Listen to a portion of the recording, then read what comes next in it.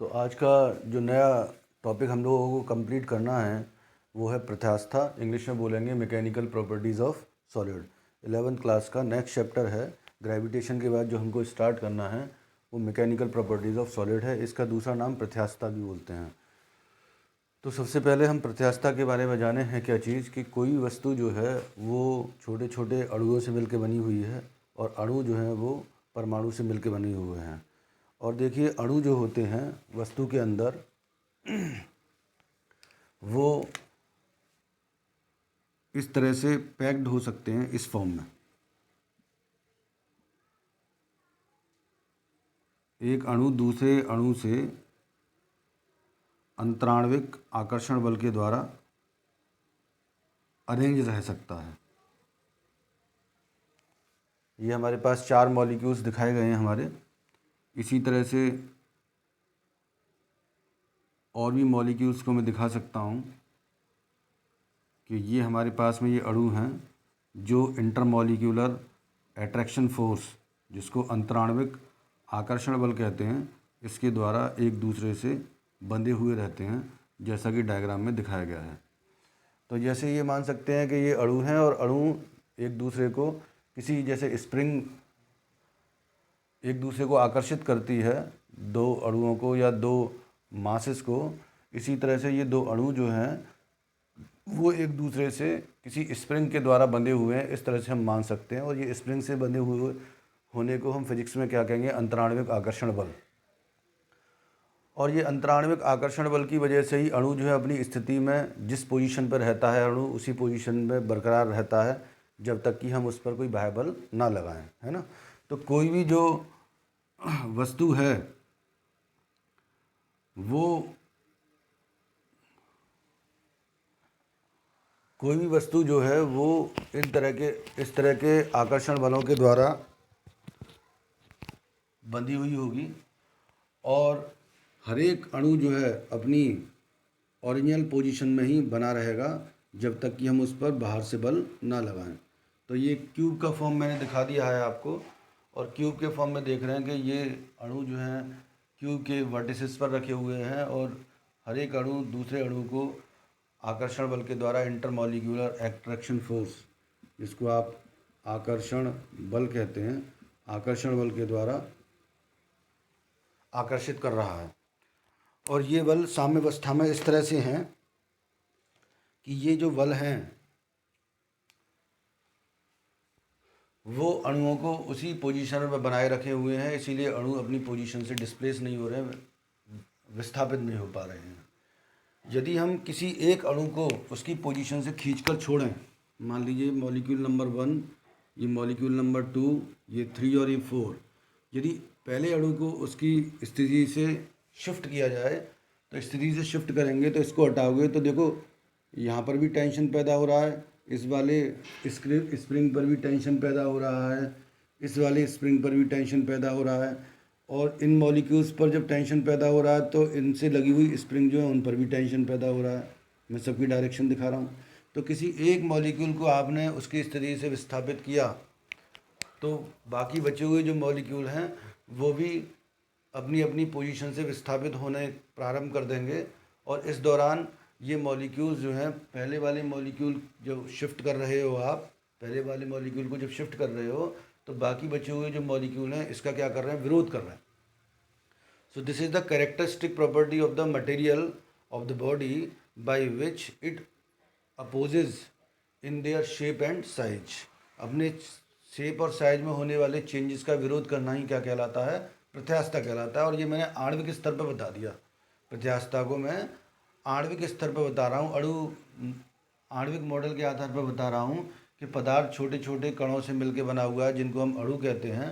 एक अणु दूसरे अणु के द्वारा अंतराण्विक आकर्षण बल के द्वारा आकर्षित होता है और किसी भी एक अणु पर जब आप बाह्य बल लगाएंगे तो एक अणु जब अपनी पोजीशन से शिफ्ट करने की किया जाएगा तो बाकी बचे हुए जो अणु जो कि अंतराण्विक आकर्षण बल के द्वारा उस पहले वाले अणु से जुड़े हुए हैं, जैसा डायग्राम में दिखाया गया है, वो अणु इसका क्या करेंगे? विरोध करेंगे। और इस चीज़ का विरोध ही करना क्या कहलाता है? प्रत्यास्था कहलाता है। सही है। तो अंतराण्विक मॉडल के आधार पर हमने प्रत्यास्था की जो एक्सप्लेनेशन है उसको बोल दिया कि हर एक अणु जो है अपनी पोजीशन में जब चेंज को महसूस करेगा तो वो इसका विरोध करेगा, और इसी को क्या बोलते हैं, प्रत्यास्थता बोलते हैं।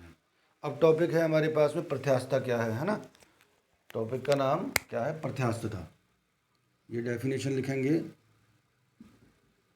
इंग्लिश में बोलते हैं इलास्टिसिटी।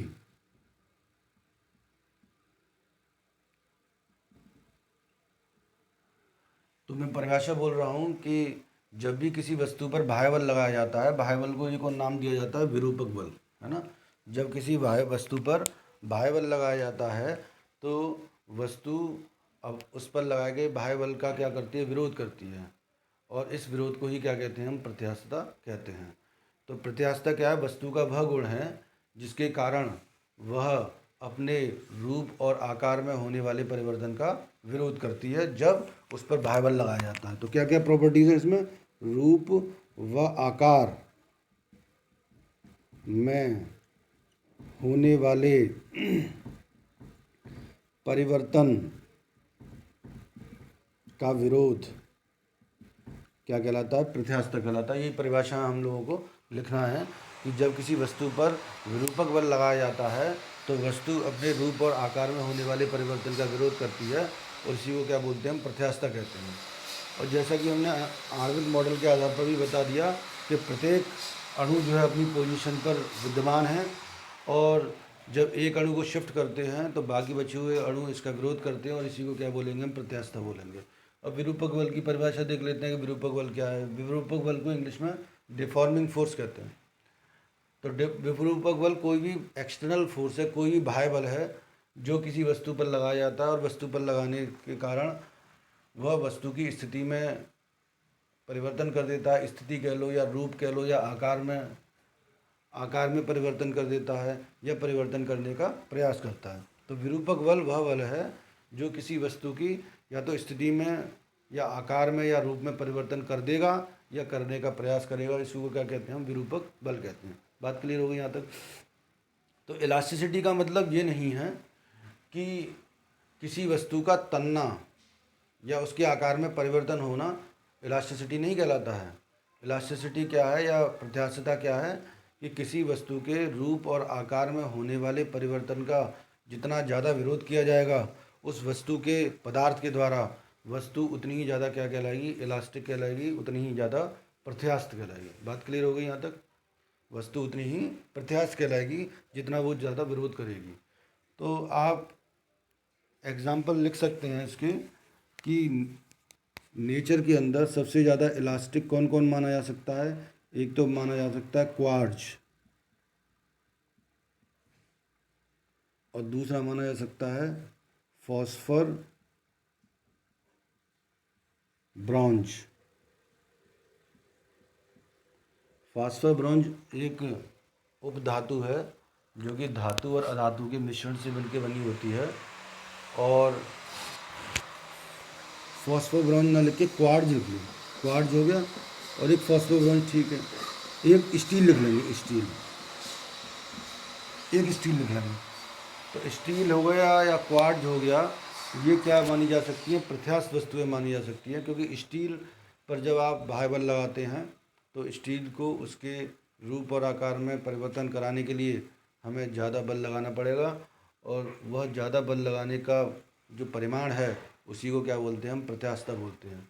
इसी तरह से क्वार्ट्ज की घड़ियाँ हमने देखी हैं, घड़ियों के ऊपर क्वार्ट्ज लिखा होता है कि क्वार्ट्ज एक ऐसा मटेरियल है जिसका यूज़ घड़ी बनाने के काम में आता है। घड़ियों में क्वार्ट्ज मटेरियल होने की वजह से ही घड़ी की जो सुइयाँ हैं वो बहुत जल्दी से विक्षेपण या डिफ्लेक्शन शो करती हैं जैसे ही टाइम बदलना होता है। यदि मान लीजिए यदि मटेरियल इस तरह का होता कि टाइम बदलने वो डिले करती तो हमें टाइम बताने के दौरान वो क्या हो जाता, एरर हो जाता।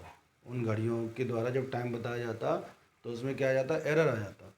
और घड़ी के मटेरियल किस तरह का होना चाहिए कि जैसे ही 11:51 हुए, 11:51 हुए तो 52 बजाने हैं, तो 51 से लेकर 52 तक के बीच में जब घड़ी शिफ्ट की सुई शिफ्ट हो रही है सेकंड वाली, तो इस दौरान कोई भी एरर नहीं आना चाहिए, कोई टाइम डिले नहीं आना चाहिए। टाइम डिले हो गया तो हमारा समय में एरर बता दिया जाएगा। तो इसीलिए क्वार्ट्ज की घड़ियाँ और स्टील जो है उसको हम प्रत्यास्थ मान सकते हैं। वैसे विभिन्न पदार्थों के प्रत्यास्थता का मापन करने के लिए हम लोग क्या करते हैं कि उन पदार्थों की बनी हुई गोलाकार बॉल बना लेते हैं और उनको समान ऊंचाई से गिराते हैं, है ना। एग्जाम्पल बता रहा हूँ मैं कि प्रत्यास्थता का मापन कैसे किया जाता है कि अलग अलग पदार्थों की बनी हुई हम स्फेरिकल बॉल, गोलीय बॉल मान लेंगे, और मान लीजिए एक बॉल कौन सी है, ये हमारे पास स्टील की है।